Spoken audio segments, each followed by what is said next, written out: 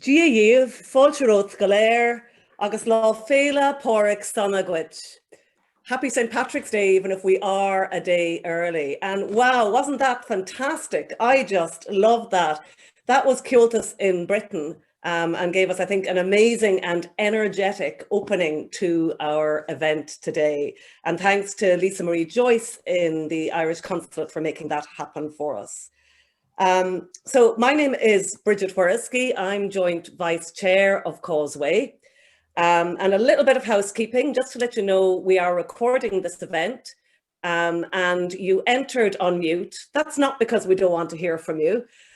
We have lots of opportunities for networking and chatting later on. And in the meantime, please do use the chat button and tell us where you're from, or if you have any questions or comments as the event unfolds, chat to us there. We're thrilled to be co-hosting this event with the Chamber of Commerce in Edinburgh and in Dublin. So to all you Chamber members who've joined us today, you're very welcome. I see lots of Causeway members here. Welcome to you. Welcome also to any of our Causeway and British-Irish Trade Alliance joint members who are here.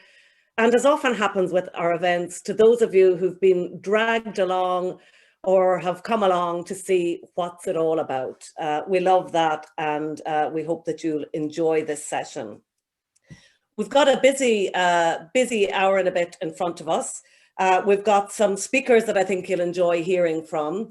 We're going to give you the opportunity to meet some people in smaller networking groups.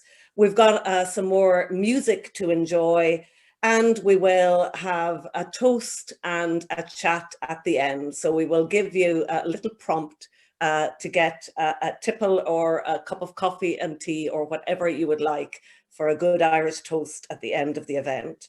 I will now pass you over to my co-host and the chair of Causeway, David Greenlees.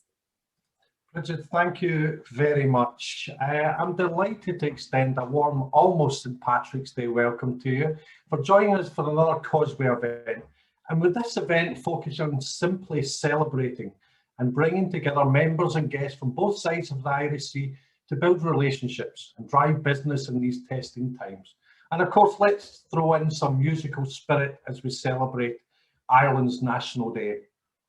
Our events attract members from across Scotland, Ireland and Northern Ireland, and we also have our dual membership offerings for both the British and Irish Trade Alliance and Causeway.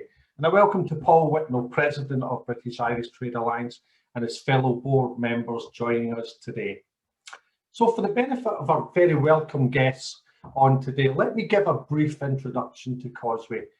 So we have a very core focus to protect and enhance the trading relationship between Scotland and the island of Ireland, and to provide an informal business platform that allows businesses to connect, communicate and collaborate.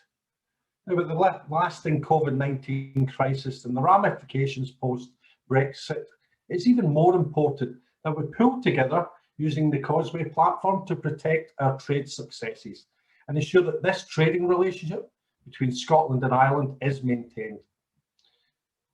Now, since inception nearly 5 years ago, we've attracted over 2,500 business people to our events. The majority very much a face-to-face experience, which, as we all know, this past year has proved incredibly challenging for this type of engagement. So we adapted to these changing conditions. We've done fantastically well in moving all our events to an online medium. In fact, we've delivered more events in the last year, had an increase in attendees and more than 100% increase in membership, all compared to last year.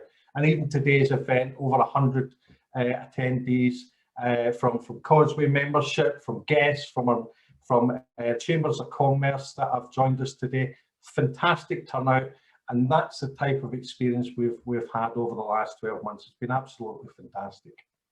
We really are working together to build a strong network for you. The stronger the network, the more we can all benefit from sharing opportunities and growing our businesses.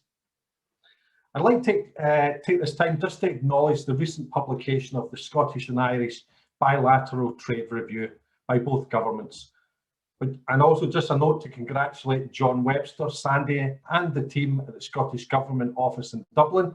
And great to see you guys joining us today, as well as the Consul General of Ireland to Scotland, Jane McCulloch, for driving forward this work on behalf of both governments.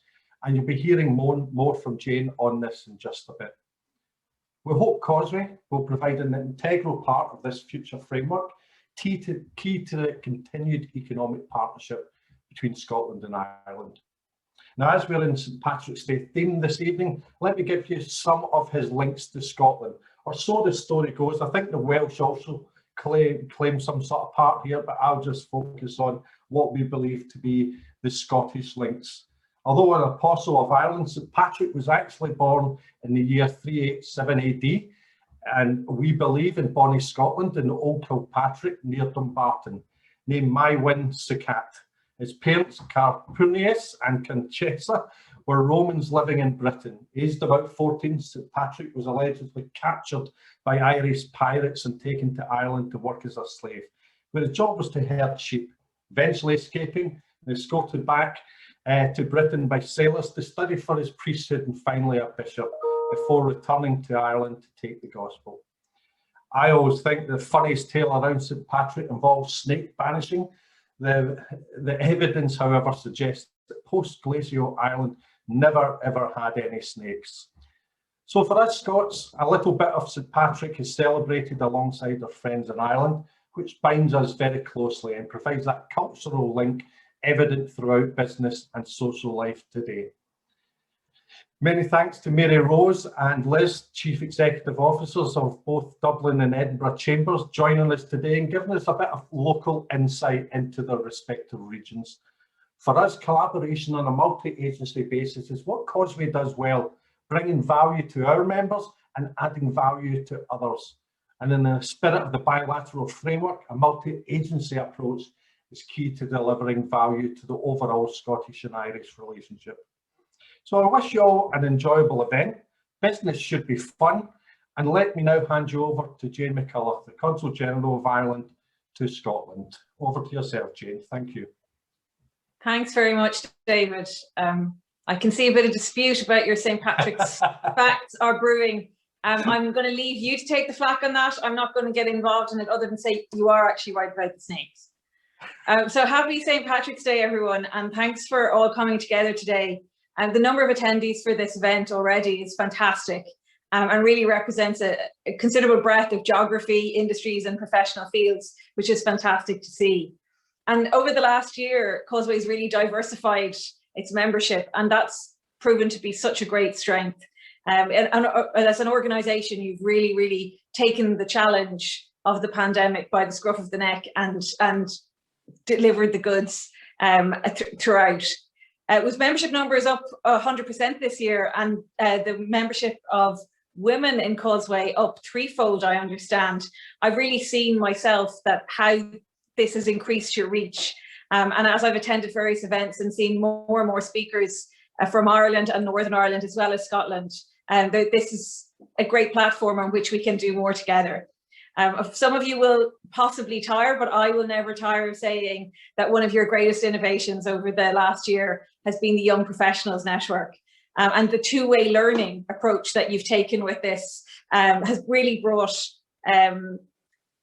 energy with the generation. It's been generated by the young entrepreneurs sharing their vision and bravery and courage along with the experience of the older members. And I certainly benefit from the energy of that as I attend the Young Professionals event.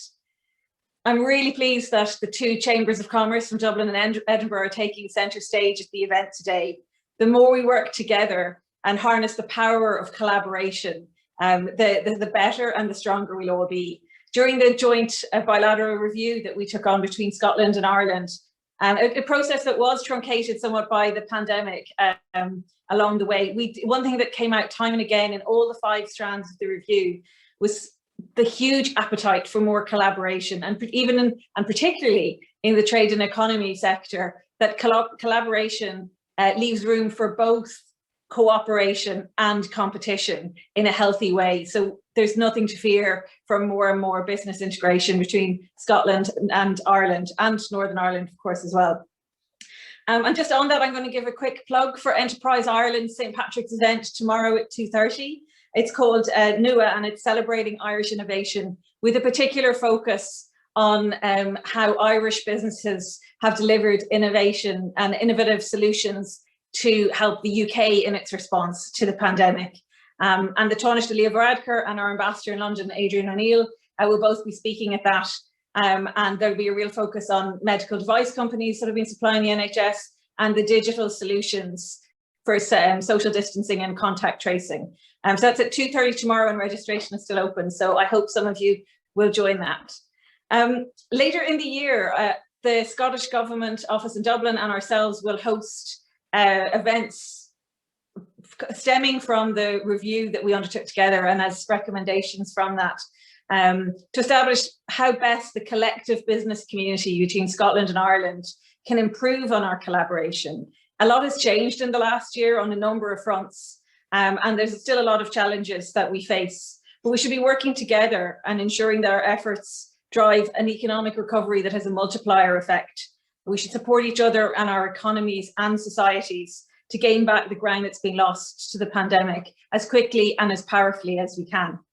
And that's why event networks like Causeway play a pivotal role in providing platforms to network and make new connections, to fuel opportunities for greater collaboration, and so that our diaspora communities in Ireland and in Scotland and our interconnected economies can collectively be more than the sum of their parts.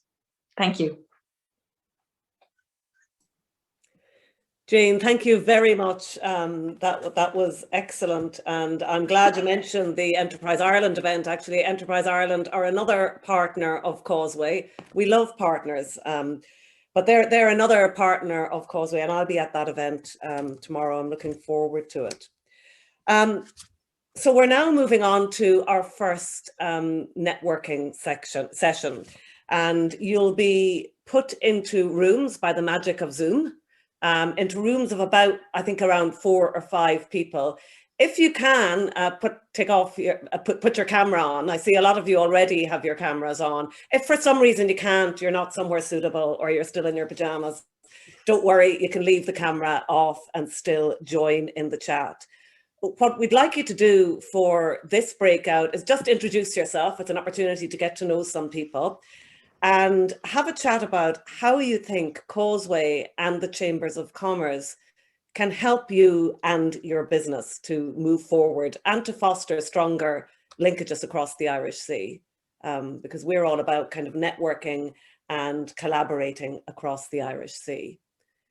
So Aoife, are we ready to move people into rooms now? Yeah, I'll launch the rooms now.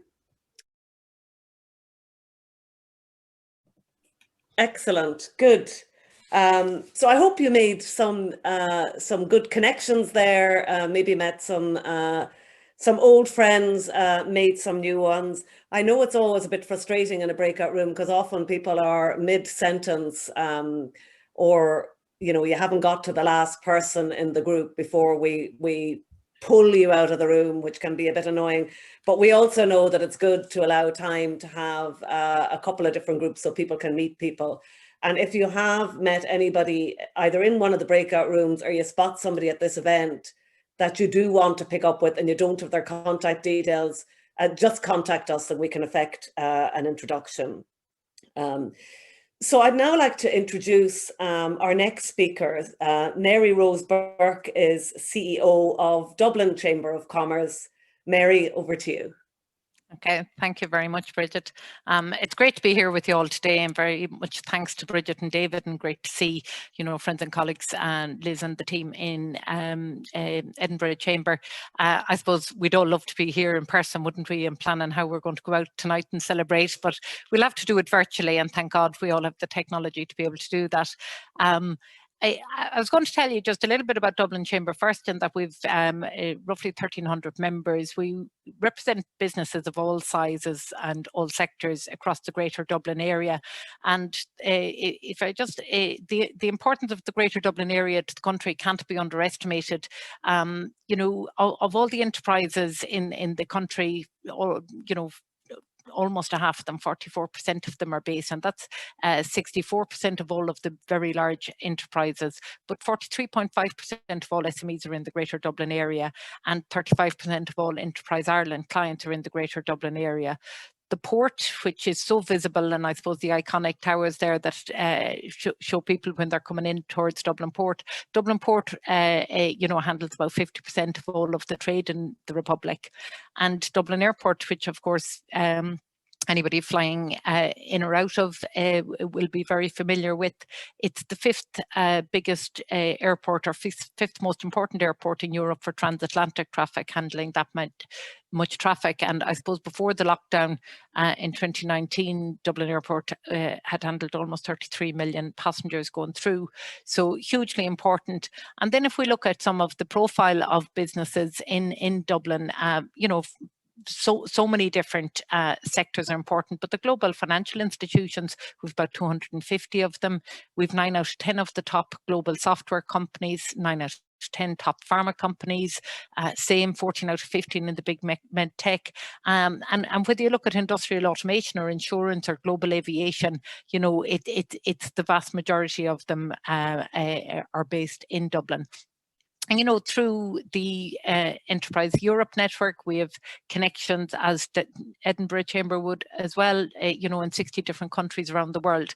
So the importance of networking, I suppose we were talking about in the breakout room, is the reason why we're here today, but also plugging into all of the networks that are already there. So for people on the call, it's wonderful that you're here, but it's great to be advocates then to explain to people why being involved in networks of some kind like your chambers are so important to help you drive your business. The Consul General, Jane, mentioned earlier the report, the bilateral report that we were delighted to see, in a kind of maps forward areas that we can all work on more closely together through 21 into 25. And outlined some of the opportunity areas around construction, agriculture and machinery. I know a couple of people have beverages there in front of them, but food and beverage is a huge part of the bilateral trade. But digital health and I suppose fintech are two of the big areas that we've seen have transformed over the pandemic, and both areas of interest for both our economies as opportunities.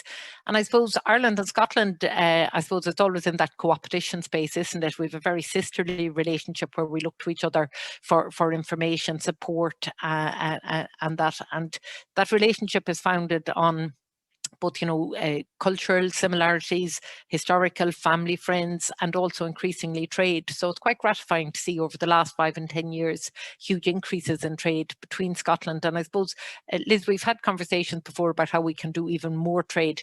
And Ireland is now, what, 6th biggest export market for Scotland. So we need to look at how we can increase that, but how we can get our businesses to cooperate to both have a bigger presence on the global stage. And I suppose the other point to note is that a lot of the trade between Scotland and Ireland, it's both multinationals and SMEs. So I think it's a really important first step for some of the smaller businesses, maybe to reach out and try and Scottish business in Ireland and vice versa, because between the common travel area, common law system, a familiarity of culture and ways of doing business, it would be an easy first step to reach out between the two countries to kind of put a toe in the water, I suppose, in developing an international trade presence. So both chambers are there to support and help people in doing that. The opportunities are endless, and like I said, I think the digital health fintech will be hugely important in the future, and so many supports available both through Causeway, Enterprise Ireland, through the chambers, and through the network in general. So I'm delighted to be here. Thank you all for joining us, and I'm looking forward to meeting more of you in the breakout rooms, and really delighted to celebrate St. Patrick's Day with you all, and you know, hopefully we'll be hosting you in Dublin for a return match next year, and hopefully a similar outcome again this time next year. But more than ever, hope safe, and we're all together in person, if not virtually, next year. So Lolly Porricana. Mary Rose, thank you so much. And I was getting homesick when you were talking about Dublin Airport. Oh no, Dublin Airport. And I was thinking, oh, I haven't seen it in so long. But there you go. It'll all come back. And I love that bit about all of the linkages that we have that you mentioned. You know, it's cultural, historical, trade, family. Like there's so many different connections, I think, across the Irish Sea. And we're certainly delighted to be collaborating with the Dublin Chamber at this event and the Edinburgh Chamber, and just extending our reach a bit. I was looking in the chat about, you know, who we have on the call, and I was scribbling them down. I probably missed some, but we've got Antrim, Glasgow, Edinburgh, Galway, Ayrshire, Armagh, London, Belfast, Limerick, Dunbar, Wicklow, Offaly, Kilmarnock. There you go. And I'm sure I've missed some, but you know, we've got a really wide representation of people here, and that's great. That's what Causeway is all about. Is, you know, it's about facilitating those connections. So we want to give you another chance now to go into breakout rooms. And I know we had a couple of people who missed the first breakout room, so this will be your opportunity to meet a few people. We'll hopefully have you in different breakout rooms this time, so that you get an opportunity to meet 4 or 5 different people. Sometimes Zoom does funny things and you might wind up with somebody the same, but you'll work that out and continue your chat. And we thought, as a focus for your conversation this time, I know from talking to Mary Rose, it's a lovely sunny day in Dublin. It's probably in Edinburgh the nicest day we've had this year so far. So as we kind of get to a stage in the year where the weather is brightening up a bit, the days are getting longer, vaccinations are getting rolled out, maybe with a little hiccup or question or two, but big picture, vaccinations are getting rolled out. There's talk of lockdowns easing. There is light at the end of our very long tunnels. And what are your hopes for yourself and for your business for the second half of 2021 in the light of that positive picture I've tried to paint for everybody? So if you have a chat, introduce yourselves and talk about what you hope the second half of the year will bring for you and or your business. So Aoife, over to you to move people into the breakouts. Oh. It's funny just watching the numbers all going up. It looks like you're in a meeting room with 3 people and suddenly it goes up to 64, I think we're at now. Okay, well, I hope that you found some useful things to talk about there, and that you again made some other connections. We're going to introduce our next speaker, but I know there was a question in the chat about that Enterprise Ireland event tomorrow that Jane was referring to. There is a link now to that event in the chat. If any of you are interested in registering, I think registrations are still open for it, or come back to us afterwards if you miss it by any chance. So as we said at the beginning, we're doing this event in association with the Edinburgh Chamber of Commerce and the Dublin Chamber of Commerce.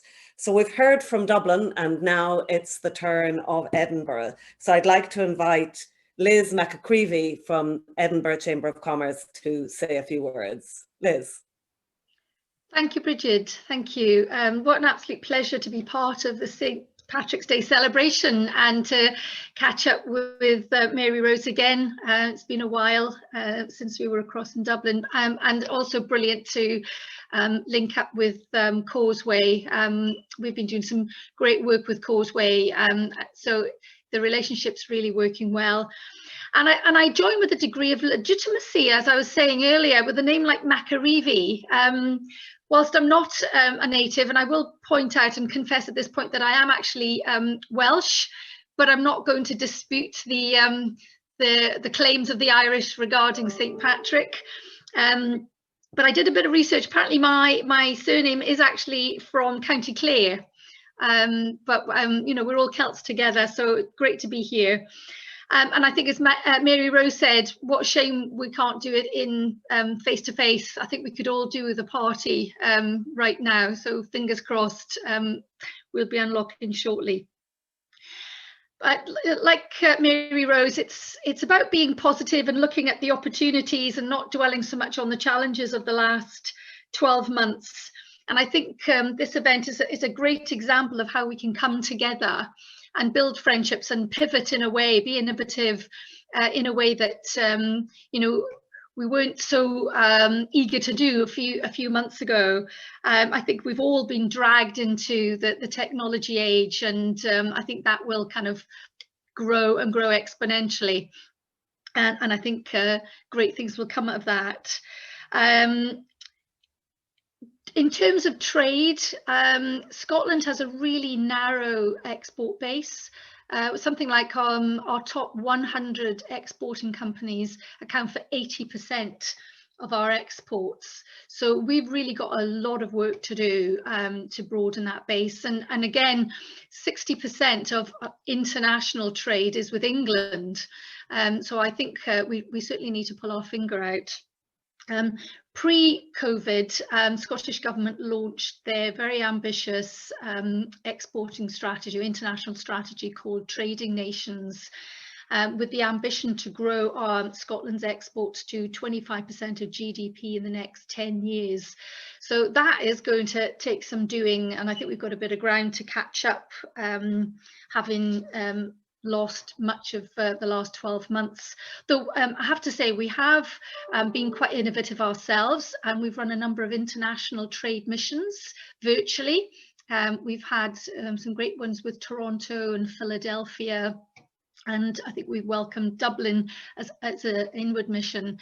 And these have worked really well. We've really managed to get some great B2B businesses and connections through the virtual trade missions. So we'll probably carry on doing that even when we can travel.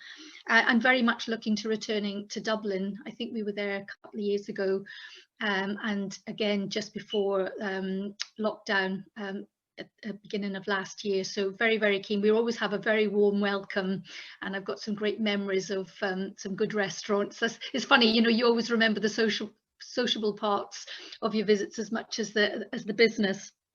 And I think just saying a bit about Edinburgh, over the past 12 months, you know, we've all been impacted to varying degrees.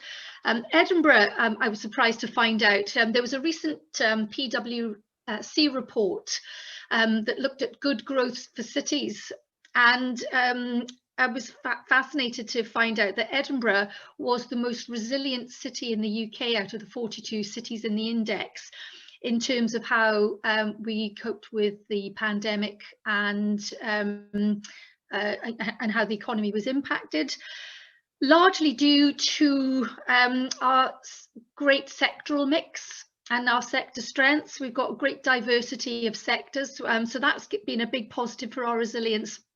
And we have actually had low case numbers. I'm not sure that really reflects how it feels on the ground. You know, it doesn't feel as though we've been a fantastically resilient city, and you know, some of the sectors that Mary Rose mentioned, you know, we are strong in financial services, fintech, bioscience, particularly data, a lot of data innovation, and I feel that that's masked the polarization of the sectors, because hospitality, tourism and retail has been particularly hard hit. I know, like Dublin, it's a city that has benefited hugely from hospitality and tourism. Edinburgh, 1.4 billion comes into the city from tourism, supports 30,000 jobs. So that's been hugely impacted. 3.5 million international visitors came to Scotland in 2019. Edinburgh welcomed 2.3 million. So 66% of all the visitors international visitors to Scotland came to Edinburgh, and we're a gateway to the rest of Scotland. And the beauty of international visitors is that they tend to spend double the amount that domestic visitors. So we were looking that if we are not going to recover our international visitors within the next few years, we're going to have to attract something like 3 times the number of domestic visitors if we're to get the same economic benefit. We've seen 90% reduction in footfall in the city centre, mixture of lack of visitors, but also the working from home. And I think that we all need to rethink our city centres. It's a bit of my hobby horse at the moment. I think our city centres are beginning to show real signs of needing to adapt and change and rethink what our city centres are going to be in the future. We've seen online retail step in, and having a look at the city centre recently, there's 50 vacant units in the 3 main streets, Princes Street, Rose Street and George Street, and that's up from 4 vacant units pre-pandemic. So I think we're all having to rethink that purpose, because our city centres, I think, are the beating heart of our cities. It's where people gather. It's how we create that quality of life and put the spotlight on our cities. So I think there's some real challenges if we're continuing to become an international destination for talent, for investment, for entrepreneurs that come and create that vibrancy that that we've benefited from up until now. I know a few people have mentioned the bilateral review. I think, again, that puts a great spotlight on the relationships and the opportunities that we have with our good friends and neighbours in Ireland. The task force will work with public and private sectors to develop and support trade relations. And I think that is hugely important. And I think the 3 words I picked out of the review was closeness, cooperation and connectivity of the Irish-Scottish relationship. And I think this evening is what that is about. It's that closeness of our culture and our kind of our language and our friendship. It's how we can cooperate, and it's great to see Causeway, Dublin Chamber and ourselves working so well together. So I'm here today with my 2 friends, Johnny and Jameson. So I will be toasting the celebration with everybody else later, but thank you very much for allowing us to be part of this. Liz, that's great. Thank you so much. And from both yourself and Mary Rose, hearing all of those statistics that represent the amount of trade that is done in these cities and the importance of export markets, and kind of implicit in that is the importance of cooperation to make all of that happen. I think now more than ever we're going to need that collaboration. I think of what we've been through in kind of 3 cycles, being the respond bit, which was at the beginning we were all probably just responding to what was in front of us, because just about every organization had to, was impacted by what happened. And then there's the recover phase that we're hopefully moving into now, or well into, but where we want to get to is the thrive phase. And I think, people helping people will help us reach that thrive phase a lot sooner. That's what I would hope.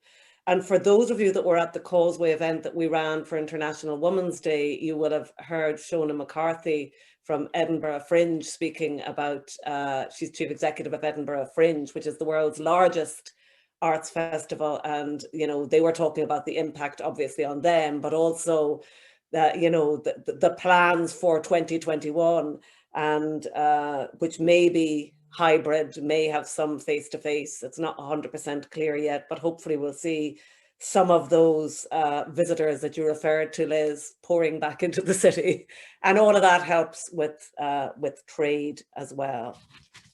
So thanks for that. Before we move into our toast and kind of informal part of the event, we're going to take a seat back, and we have a musical interlude. So we've got a Scottish singer, Lewis Kennedy, Scottish singer with an Irish name, singing an Irish tune. And I'd like you to sit back and listen to Lewis, and feel free as well to run and get a drink if you don't have one in front of you already. Hey guys, happy St. Patrick's Day. Thank you for letting me be part of this Causeway event. Really appreciate it. I hope you enjoy my cover of Galway Girl. Cheers. Well, I took a stroll on the old long walk of a day, and I met a little girl and we stopped to talk on a fine soft day. So I asked you, friend, what's a fella to do? Oh, 'cause her hair was black and her eyes were blue, and I knew right then I'd be taking the world around the salt of prom with a Galway girl.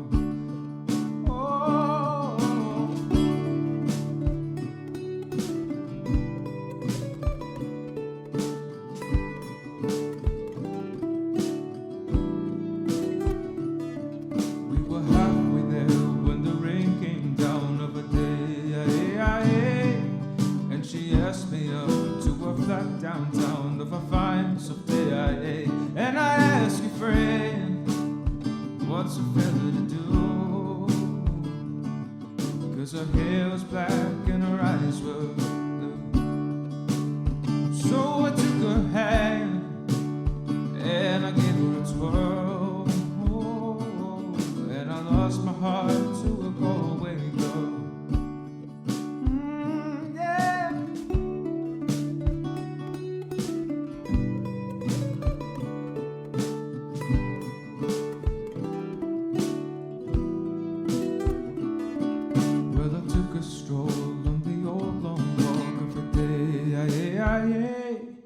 And I met a little girl and we stopped to talk of a fine soft day. Brilliant. I'm sure everybody agrees with me. If we were in a room, we'd all be on our feet cheering. And I think Lewis was with us today. He was here earlier on.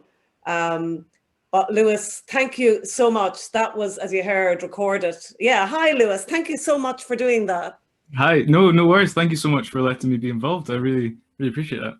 It was brilliant. Absolutely loved it. And I'm a Galway girl, so I feel it's even more special because of that. But, well, I'm ashamed to say that I thought when Megan asked me to do the song, I thought you were asking me to do the Ed Sheeran song.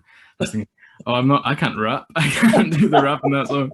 So I'm pleased to hear that it was the original song. That was good. I know we'll take it. We'll take anything, but no, that was great, and it's lovely to celebrate, St. Patrick's Day with your version of it and the original version of it, and to get three of you as well. Yeah, so I showed that to some family, and they were a bit confused as. But yeah, came together quite nicely.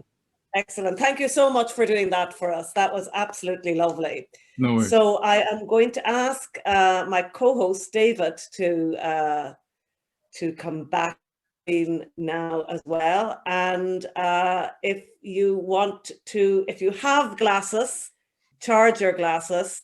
If you don't, we might have to do a virtual. I've got my just to be patriotic. David, do you want to tell the story about your bottle is 18 years old, I think, or older? Yes, I'm not sure how exciting it is, but yes, a dear friend who has since passed got me this when my first son was born, and they said don't open it until he's 18. So it's that gathering dust in the back of the cupboard, and I actually forgot about it for many years, and then remembered just as he was turning 18, and we opened it, and it was just a wonderful occasion. My next son's 18 next month, so this is me having a sneaky one that I shouldn't be, but that will be coming out again in next month for my second son's 18. So very special. I think it's traditional that we raise a glass or a dram with friends that we either know or don't yet know today. So I think from all of us at Causeway, we would like to, make a toast on behalf of the management board, the legal board of Causeway, all our members, our partners as well. And I think, Bridget, you should probably do the toast. You're better at it than me. Well, I have a similar story with this. You see, I have to wait for it to settle before we do the toast. In that I bought this on Saturday and warned nobody not to touch it until Tuesday. Not quite 18 years, but you know, hey. All right, well, Sláinte, as simple as that. Lunch, everyone. I don't know if everyone wants to come off mute so we can say cheers. Sláinte. Cheers. Sláinte. Sláinte. Cheers. Sláinte. Sláinte. Sláinte. Sláinte. Aoife, do you want to get, for those who will be up for it, a screenshot of us just saying cheers? Yeah, I can do, yeah. What, on the count of 3? Might be nice to get, yeah, you can, right? Okay, everybody, 1, 2, 3, Sláinte! Sláinte. Eamon, I don't know what that is you're drinking. It is summer fruits with water in it. Oh. Sainsbury's special. Well, those of you who've been at a Causeway event before will know that we sometimes end them, if time permits, where we just open it up to the floor, and it's just an opportunity for people to join in, maybe tell us what they were chatting about in breakout rooms, share an observation, say hello, whatever people want. I think we've got Sandy McPhee here. Yeah, Sandy, there you are. You're on screen. Hi, Bridget. So, can I put you in the spotlight first, Sandy? Yeah, sure. I won't take up too much of your time because you've already heard from 3 great speakers already. Suffice to say, as the Scottish Government Office in Ireland, we're delighted to be involved today on St Patrick's Day. To echo others, it's really encouraging to see the relationship flourishing and the chambers and the trade alliance and everybody come together in a networking event like this. I think there's a lot for us to learn in Scottish Government on how Ireland utilise St Patrick's Day, their national day, to promote their brand and generate goodwill and influence around the world. I think it's such a massive day all around the world, and as we grow our own international network in Scottish Government, it's definitely a model we can look towards and learn from, and that's something we'll do. And rugby aside, I think the relationship is really flourishing from our perspective, and we appreciate Causeway's role in that. So thanks for having us today to another really great event. Off mute, Bridget. Thanks so much, Sandy. It's as we always say in Causeway, we're very fortunate to have such a good relationship with the Irish government and the Scottish government. And it's not just kind of funding support that we get, it's that true partnership and support that we get, which helps us with our agenda and making sure that we remain relevant, and also helps our members. Yeah, absolutely. So we're throwing it open to the floor now. I don't know if anybody would like to share what was discussed in your breakout rooms, any observations that you have, how you're celebrating St. Patrick's Day tomorrow. My name is Pearl. I am JCI Dublin president. I must say it is a pleasure to be here because I actually didn't know what JCI Chambers is all about, and then until I just got to be invited, and then I got to learn a lot about it. And it is a pleasure to be here this evening and to really share my experience with you here. Like I said, my name is Pella. I'm originally from Botswana, and I was elected JCI president in November 2019, and so far it's been a great experience. And JCI Dublin basically is Junior Chambers International, where our aim is to develop young leaders who have that chance to give that positive impact into the community. And like I said, our main aim basically is to develop young leaders. So I'm really so privileged to be here.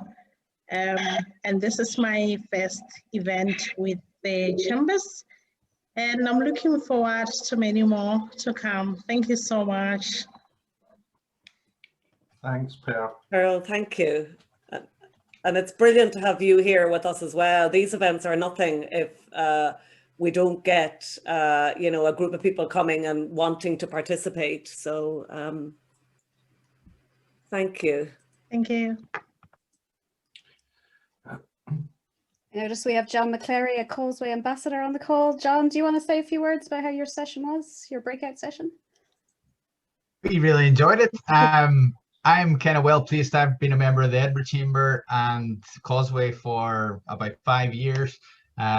Both organisations I'm a big advocate for.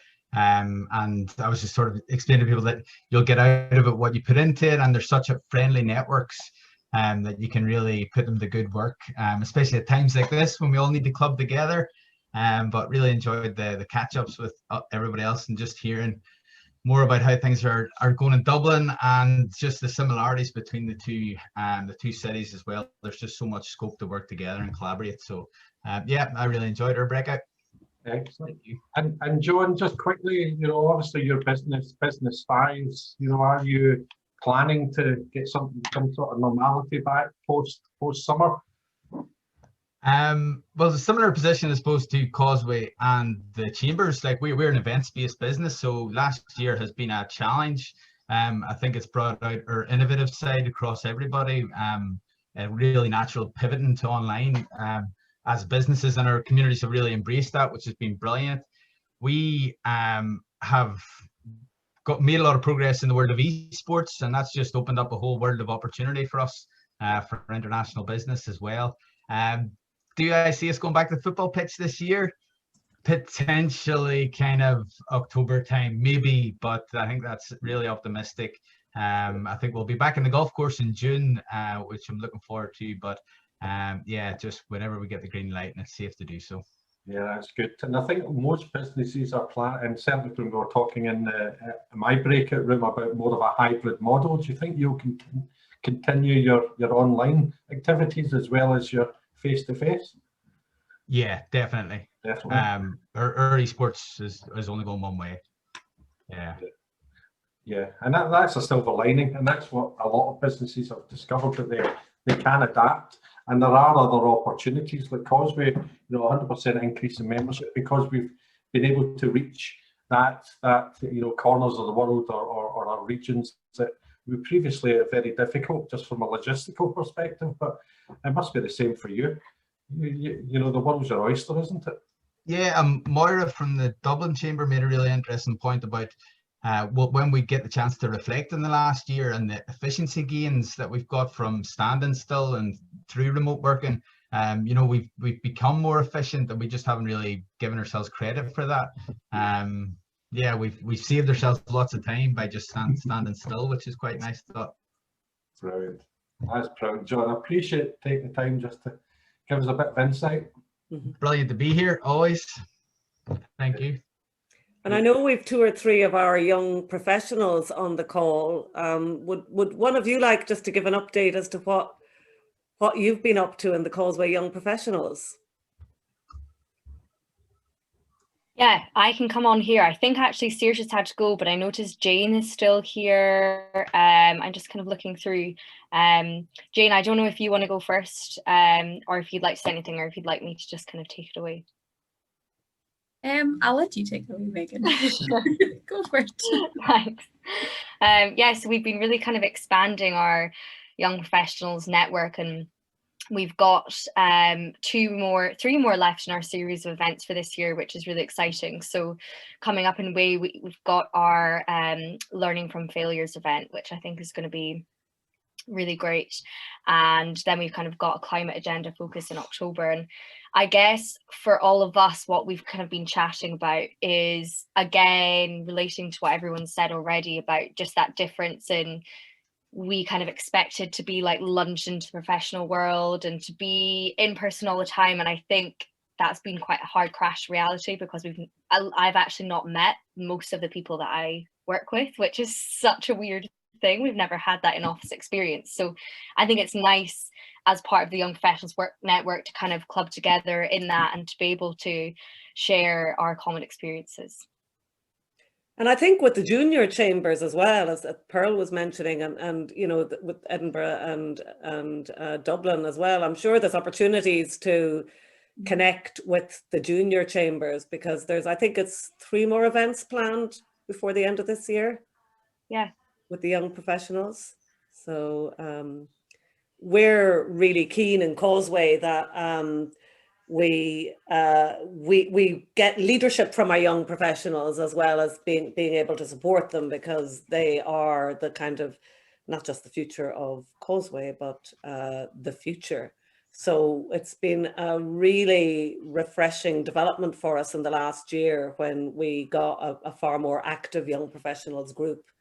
And yeah, it's been great and good fun as well, and just a new perspective. And we have a representative of the young professionals on our board, which has been a really positive addition as well.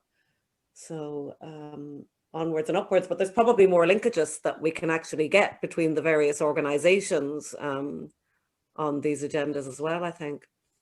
Definitely, yeah. So who else? Bridget, could I jump in, Bridget? Please do. So I've got a couple of hats on. One is as the Director of Town Rock Energy. We do geothermal consultants here in Edinburgh. But the other hat is it's the Vice President of Scottish Energy Forum. And I just want to share our experience of sort of going online, because we used to do, you know, face-to-face meetings every month here in Edinburgh. Like everyone else, had to put those online. But that's been generally a good experience. You know, we, instead of having 30 to 100 people in person, which is obviously great to meet people in person, we've had up to 300 people online. So we're still doing we do these monthly talks about anything to do with the energy industry. Big focus, obviously, with the energy transition. So I just thought it was an opportunity to, you know, invite anyone listening to come along. The talks are free, fourth Thursday of every month. So a week on Thursday is the next one. If you just look scottishenergyforum.org, okay, you can get the tickets for Eventbrite, and a series of things. So there's a net zero talk next week. Then there's the decommissioning, and then I'll see some of the platforms that are being removed. Then we're talking about green hydrogen in May. But I'd also be interested in, you know, making contact with, through Causeway, with speakers maybe from Northern Ireland or the Republic of Ireland, because that'd be good to expand the network of people who potentially could come and speak at the forum. So that would be good. And I think, you know, looking forward, we're looking at it like a hybrid model as well. People will we think will want to get back to meeting in person, but, you know, we don't want to lose what's really worked well with the online meetings, because you get a much wider group of people who can attend. Well, especially when, you know, you're geographically dispersed. I think where we do face-to-face events in the future, and we definitely want to do them, but we'll need to be thoughtful about it and really make sure that there is a reason for people to travel, and where there isn't, to, you know, to continue to do some things virtually. I think it'll be a hybrid. We did, John, run an event last year. We ran an event across 4 cities. It was Edinburgh, Glasgow, Dublin and Belfast, on kind of growing cities, you know, during the climate emergency. And we're continuing kind of a stream of events in that area. So definitely we should be talking, if you're not already hooked into what we're doing there. So we can pick up offline. Yeah, but that's great. I'm gonna make a blatant shout out to Martin as well at Celtic Renewables, who I think I should have a talk to him about speaking to us. Good stuff. Martin's on our board. Martin, do you want to say hi and how the event has been for you? Technical issues. My microphone wasn't working, so for once somebody managed to shut me up, which happened to just be a microphone. But no, happy. It's kind of the whole point of Causeway really, is to be able to interact with other businesses. When it was just an embryonic idea back a couple of Consul Generals ago, the notion was that in other countries in the world, the Irish diaspora is quite obvious, you know, and they're very proud of it. And then they, you You know, you got the States in particular. It's really, really strong. It's an identity. The Scots too, and they've tapped into it with the Global Scots Network and things like that. But I think because the Scots and the Irish are so integrated, you know, that it's less obvious to have a separate community. And it doesn't mean that those resources don't live here. They're just less isolated, less siloed, more integrated. So that's kind of what Causeway was about, to try and tap into those resources that exist as much here as they do in Boston. And to give a chance for people who've done well or established themselves to help out other people who are just arriving or branching out, doing something different, or coping with COVID or whatever is going on. So I'm more than happy to chat to you at some point in time. Preferably over a real beer, but never mind. And just jumping across the other sea, I see we have Robert Park, one of our Northern Irish-based members. Robert, do you want to say a few words? If he's still here. Robert's here. Yeah, you're on mute there, sorry. I'm just pressing the space bar and it wasn't doing anything. One of the hitches of technology. Yeah, so I'm based just outside of Larne in County Antrim, which is lovely and sunny here. So happy St. Patrick's Day to you all. My passions, probably following on from what John and Martin have said, is sustainability and digitisation. So essentially deploying the opportunities we've obviously all seen over the pandemic and lockdown, and you know the agenda towards net zero, and making sure that our businesses are sustainable, green, and can be driven forward. Yeah, I think if there was ever a year for that to be capitalised on by Scotland, it's now. With COP26 coming in November, it is so obvious that the focus of the world is going to be on it, and I think it will be real. There'll be some hybrid, like everybody's talked about, that we're not going to throw all this away just because we're let back out in the streets again. I think there'll be some hybrid way going forward. Very interested in the number of derelict or places to let. I wonder if office blocks are ever going to fill to capacity again, and if that's one of the things that businesses will do to cut costs, is more working from home and all that kind of thing. But the conference COP26 will go ahead. Arup have been brought in to run it, and or to do the organizational part. The UN are running it, obviously, but they're going to make it a net zero, and I think it's critical that the world leaders do meet face to face. I don't think Joe Biden on a call at 4 a.m. is terribly helpful, you know. So I think these people are going to meet face to face, and it's a real opportunity for sustainability. And one of the things I've said it quite a few times in interviews over the lockdown period is that I genuinely believe that people, because they're locked in at home, have had a good look at their lifestyle and the resources. And do you really need to travel as much? Do you really need to be in the office all the time? Do you really need to drive to the shop, you know? And people are looking a little bit more. We ran a crowd raise just towards the end of last year, and it ended up being only Brewdog have ever raised more than us in Scotland through a crowd raise before. And they're selling to their customers. Everybody who drinks Brewdog lager and IPA and punk ale and all these things, that's who they're selling to. We sold an idea on sustainability for products that we haven't made from a factory we haven't built. And it was people buying into a sustainable message. And I genuinely believe that there's ESG credentials are real now, and that people are looking at themselves and going, there is a more sustainable future. And what timing to have COP26 in Glasgow to maybe harness that newfound sustainability that people are looking at and growing a more sustainable future, because there's a hell of a tax bill coming down the road for all of us. This didn't come free, you know, working from home and people being laid off and all the packages that have been brought in. So we are going to have to grow the economy again. And I think my message I've often given is that there's nothing wrong with making money out of doing the right thing.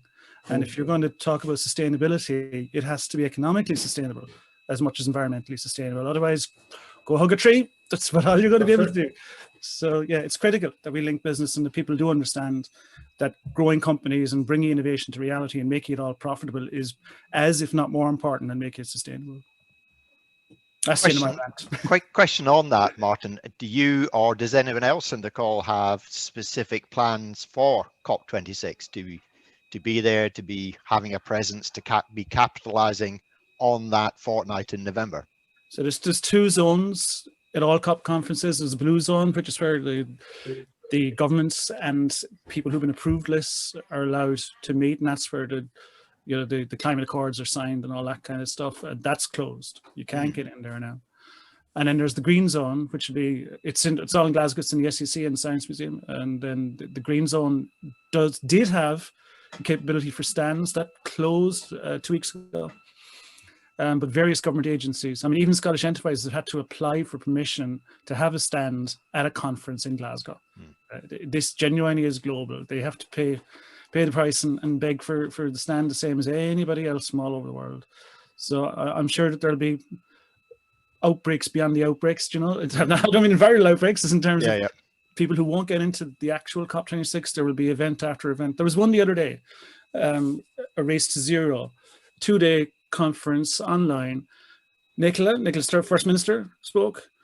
Fiona Hislop, a good friend of Causeway, she spoke at it. Ivan McKee, the Innovation Minister, spoke at it. 3 senior government, well, the top dog, like the First Minister, and 2 fairly senior people in the government all spoke at this. Normally you get one to give you 5 minutes to open the conference and it's job done. 3. And they stayed on for the panel debates. This is very serious and it means a lot to the country, and back it up with innovation. And I think there will be a lot going on. There'll be plenty more. There's another COP conference, CBI are running one in a couple of weeks. Yeah, I think it is it's such an important area, and I think both before and after COP it will continue to be a really important area, and it's a conversation that Causeway will remain involved in, I think, at regular intervals. I'm conscious of time. Jane has a view on the Irish participation. Be interested to know if you know anything about what they're planning to do, Jane. Well, I'm just involved with what our official delegation is planning at the moment, which isn't something I'm afraid I can share in this forum. That's fair enough. But we're working away at it, and you know, the main thrust would be from our Department of Climate as well as the Department of Foreign Affairs. But this is my 3rd COP, so I am a jaded COP veteran. I had COP19 was my first one in Denmark, which was a fairly unique experience because it ran over by about 36 hours. And global heads of state whose aircraft were on the tarmac were meant to leave. We ran out of food for 30,000 people, and we watched heads of state with their sleeves actually rolled up, past each other in the stairs, chatting. It was an extraordinary experience. And then I had Warsaw as well, which was a lower profile COP, and now back into another high profile one. But yeah, I think it does remain to be seen how it can actually take place in person. The idea that 30,000 people from every corner of the world can all come to one place, it doesn't seem realistic to me. Richard, could I say something about another way of getting involved with COP? Yeah, sure, Bridget.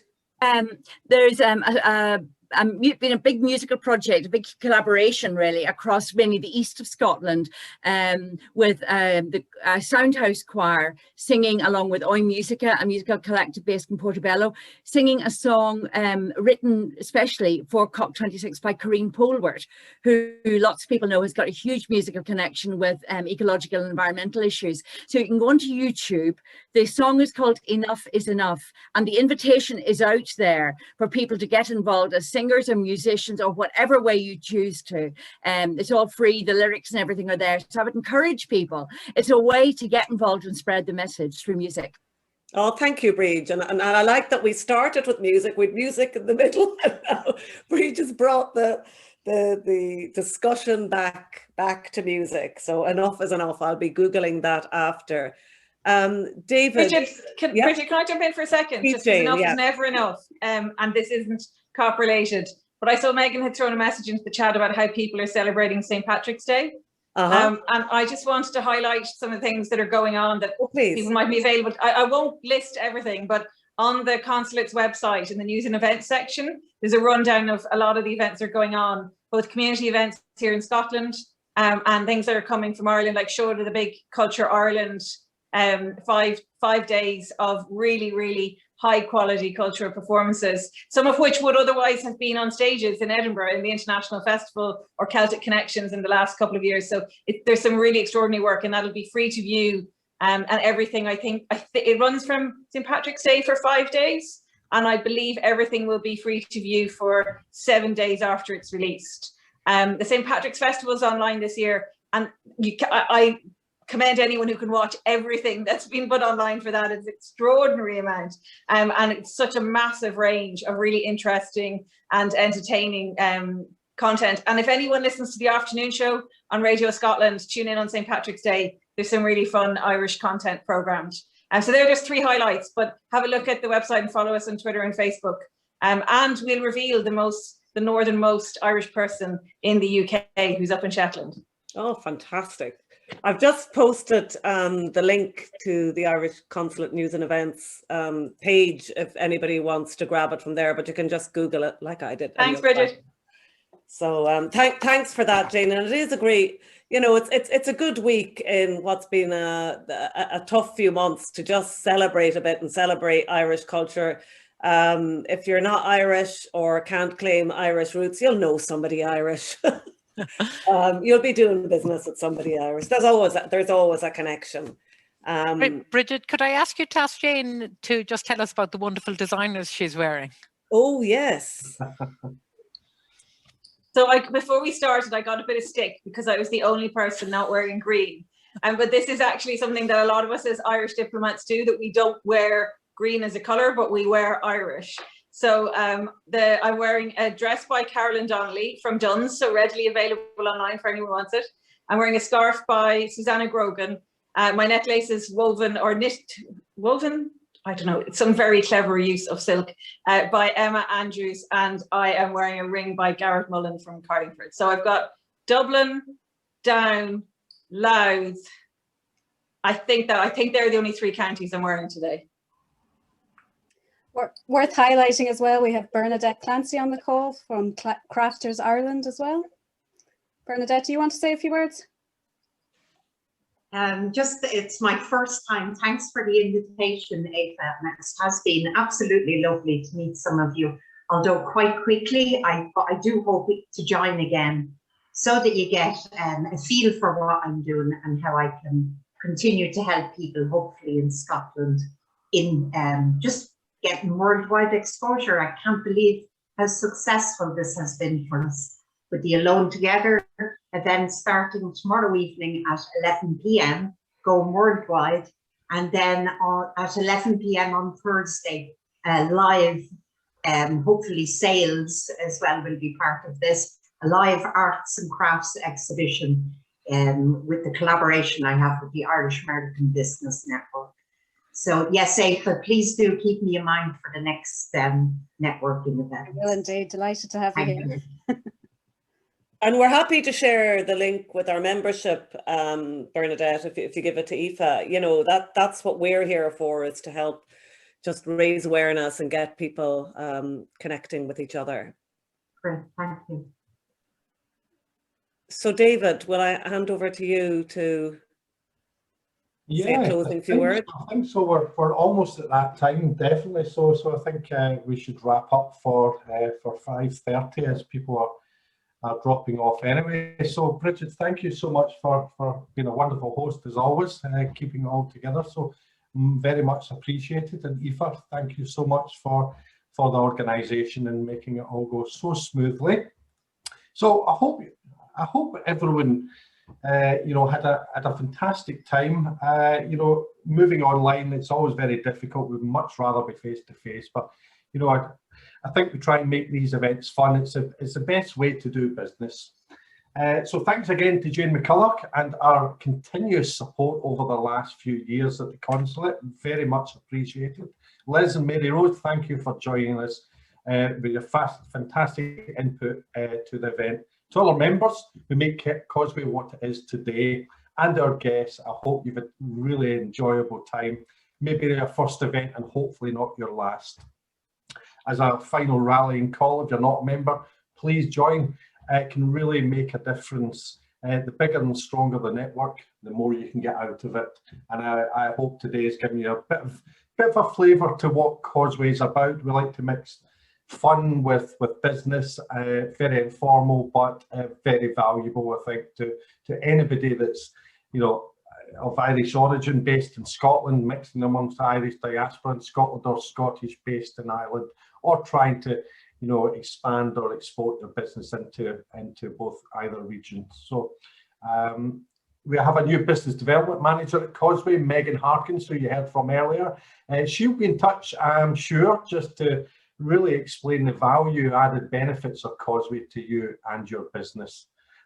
We've had a glass, we've had a toast, I think formally we can end this evening, and thank you everyone so much for your attendance. Very much appreciated. Stay safe all. Cheers, folks. Thank you so much. It's been fun. Thank you very much. Thank you. Bye. Bye. Bye. Bye. Happy St. Patrick's Day, everyone. Happy St. Patrick's Day. Likewise.